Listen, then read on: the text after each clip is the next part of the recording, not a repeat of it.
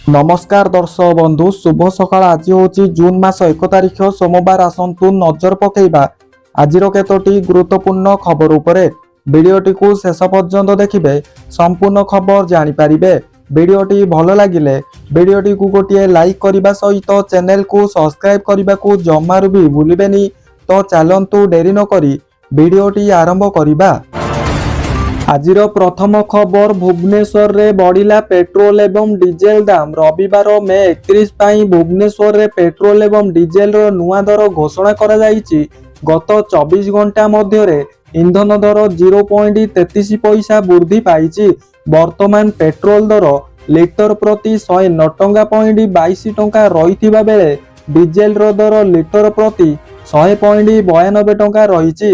सेहीपरि ओडिशार कटक सहर कथा कहिले गत 24 घंटा मध्य एठारे पेट्रोल एवं डीजेल दर रे परिवर्तन देखिबाकू मिलिची।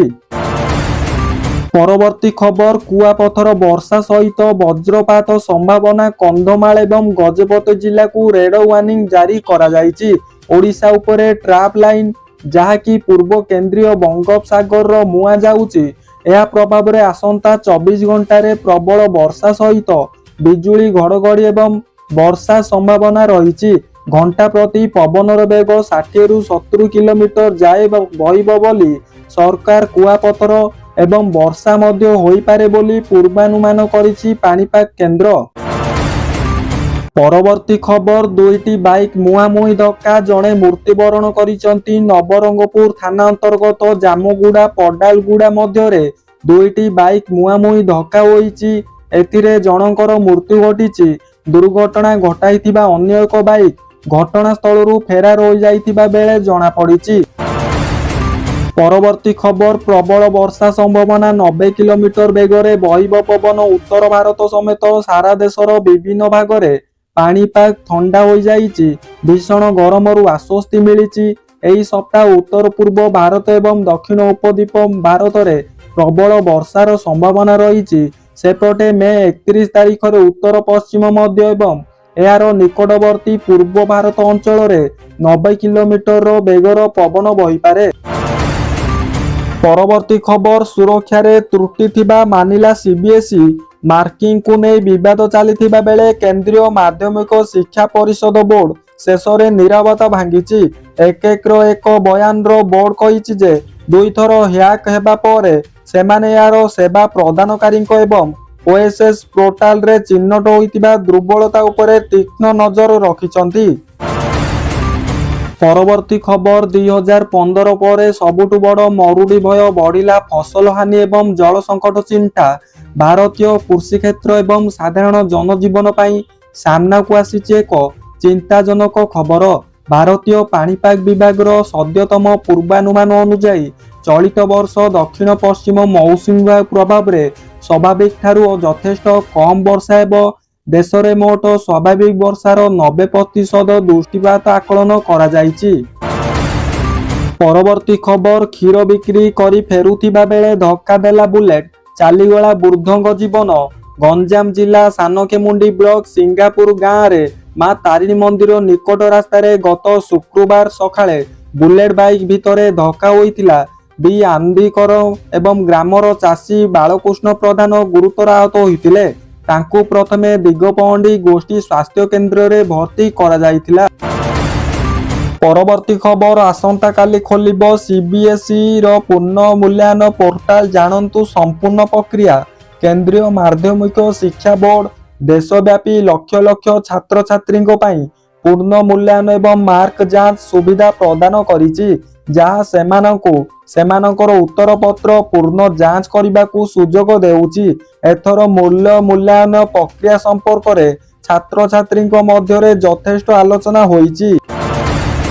परवर्ती खबर जून 1 रु नुआ तेल नियम रप्तानी शुल्क ह्रास करने को घोषणा करिसंती। आसंता कालीटू नुआ तेल नियम जून 1 तारिख ठारू प्रथम पेट्रोल डीजेल एवं आविएन टर्बाइन फुललेन एवं विमान इंधन उपरू रप्तानी शुल्क ह्रास करने को घोषणा करिसंती केंद्र सरकार। अंतर्जातीय बजार रे इंधन दर ह्रास पाइबा परे सरकार एही पदक्षेप नेइछंती। प्रति 15 दिन रे हेउथिबा समीक्षा आधार रे अर्थ मंत्रालय पक्षरु एही नुआ निर्देशनामा जारी करा जायछि।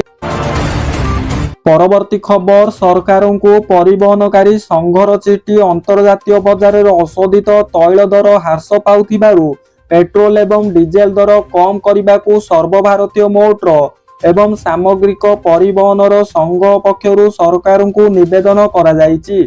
संघ पक्षरु कुहा जायछि जे अशोधित तेल $90 तलकू ह्रास पाइछि, तेणु तेल दर कम करने सुजोग सृष्टि होइछि। परवर्ती खबर पुरी रे दुर्दांत अपराधी चंदन को एनकाउंटर। पुरी एनकाउंटर दुर्दांत अपराधी को एनकाउंटर करिला पुलिस। शनिवार रात्रि रे अपराधी चंदन जेना को पुलिस एनकाउंटर करिछि। चंदन रो डाहाण गोड़े बाजिछि गुली। तांकू तुरंत उद्धार करी पुरी जिला मुख्य चिकित्सालय रे पुलिस भर्ती करिछि। चंदन जेना को गतिविधि संपर्क रे पूर्वरु सूचना पाई पुलिस जाई बिछाइतिला। परवर्ती खबर 10 दिन भितर भड़ा बढ़ाओ नहले समग्र राज्य रे गड़बनी बस। राज्य घरोई बस मालिक संघ आज सरकार को चेतावनी देइचंती। आगामी 10 दिन भितर बस भड़ा बढ़ाओ नहले समग्र राज्य रे बस चलाचल बंद करा जिवो। आज बसिथिबा गुरुत्वपूर्ण बैठक पर संघर साधारण संपादक एही चरम बाणी सुनाई देइचंती।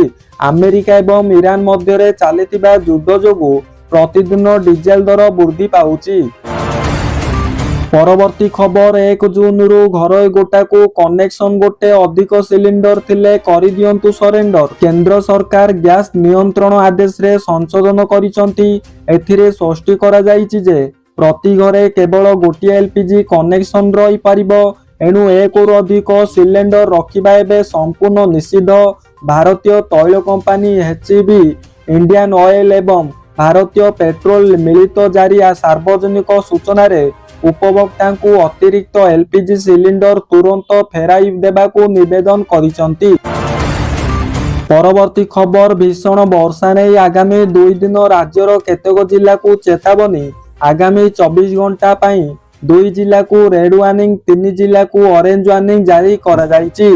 भीषण वर्षा नहीं आगामी 2 दिन राज्यर केतेक जिला को चेतावनी जारी करा जायछि। पाणीपाग विभाग भीषण वर्षा नहीं आगामी 24 घंटा पाई 2 जिला कंधमाल, गजपति को रेड वार्निंग जारी होइथिबा बेले 3 जिला को मयूरभंज, केन्दुझर, बालेश्वर को ऑरेंज वार्निंग जारी करा जायछि। परवर्ती खबर बंद हेबो माई आधार आप, आसीबो नूतन आप। भारतीय विशिष्ट परिचय प्राधिकरण निजर डिजिटाल सेवा को अधिक सुरक्षित एवं सहज करिबा पई माई आधार आप रे बड़ परिवर्तन करिबाकू जाइछि। तेबे माई आधार आप रो पुराना वर्जन बंद होई पारे एवं एहा बदल रे एक अधिक उन्नयन एवं नुआ व्यवहार करिबाकू यूजर्स को परामर्श दिया जाइछि। परवर्ती खबर अंशुघात रे गलानी 3 जनक जीवन। ओडिशा रे काल साजिछि प्रचंड ग्रीष्म प्रवाह। अंशुघात रे 16 जनक मृत्यु अभियोग। 3 जनकर मृत्यु स्पष्ट कले सरकार। सेहीपरि ढेंकानाल भुवन रे जणे व्यक्तिंकर मृत्यु होइतिबा अभियोग होइछि। से होउचंती ढेंकानाल जिला गंदिगा तहसील रो कार्यरत आईर चैतन्य देहुरी। अंशुघात जनित मृत्यु अभियोग रो तदंत परे सहायता प्रदान करा जिवो बोली राजस्व मंत्री कहिसंती। परवर्ती खबर संघन संशोधन पाई घरे घरे पहुंचीबो बीएलओ। निर्वाचन कमिशन को निर्देश क्रमे स्वतंत्र संघन संशोधन कार्यक्रम अधीन रे मतदाता तालिका को निर्भुल करिबा पाई बूथ स्तरीय अधिकारी माने घरे घरे परिदर्शन करिवे। परवर्ती खबर ए सबु जिल्ला रे प्रबल वर्षा नहीं रेड वार्निंग। भारतीय पाणीपाग विभाग रविवार संध्या 7:30 पर्यंत ओडिशार 5 जिल्ला पाई एक सतर्क सूचना जारी करिसंती। आगामी 3 घंटा मध्य बालेश्वर, मयूरभंज, कटक, जाजपुर, केन्द्रापड़ार किछि स्थान रे मध्यम धरणर झड़ वर्षा सहित वज्रपात एवं 50 रु 60 किलोमीटर बेगरे पवन बही पारे बोली आकलन करा जायछि।